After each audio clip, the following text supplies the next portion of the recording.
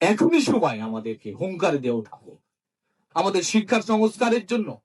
ওই যে বলছি, কোন দল এখন পর্যন্ত উল্লেখযোগ্য কোনো কথা বলে না, সংস্কার নিয়ে কোনো পরিকল্পনা নেই। সংস্কার কি জিনিস, শিক্ষার কি সংস্কার হওয়া উচিত, সেটার বেসিক কোনো ধারণা রাখে কিনা আমার জানা নেই, এবং দেখি নাই তাদের কোনো কথায় একটা সংস্কার চায় না।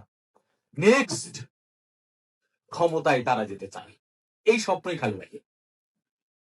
একটা জাতিকে গঠন করার জন্য যা যা প্রয়োজন সেটা নিয়ে কোনো চিন্তা রাখে। আমি আপনাদেরকে অনুরোধ করতে চাই, যেহেতু সময় কম, ইসলামী ছাত্র শিবিরের ভূমিকা কি হবে? ইসলামী ছাত্র শিবিরকে নৈতিক চরিত্র এবং নৈতিক মূল্যবোধের দাওয়াত ব্যাপক প্রচার করতে হবে।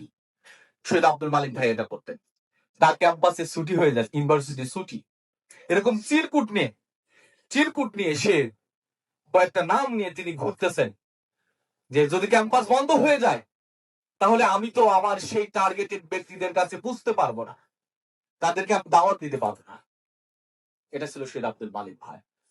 কাজে আমাদের এই শিক্ষার সংস্কারের যদি নাও হয়, এই সরকার, বর্তমান যে সরকার, এই সরকার অনেক ক্ষেত্রে চরম ভাবে ব্যর্থ হয়ে যাচ্ছে, অনেক ক্ষেত্রে চরম ব্যর্থ হয়ে যাচ্ছে। তাদের ভূমিকা খুবই সামান্য। কেন ব্যর্থ হচ্ছে? দেখেন, এই সরকার সবচেয়ে বেশি শক্তিশালী সরকার হওয়ার দাবি রাখে, যোগ্যতা রাখে, কিন্তু এই সরকারের সিস্টেম সামগ্রিকভাবে আমাদের দৃষ্টিতে মনে হচ্ছে সবচেয়ে দুর্বল। কাজেই এই সরকার আপনাকে সংস্কার করে দিবে এটা ভাবার খুব একটা সুযোগ নাই। তবে তাদের করা উচিত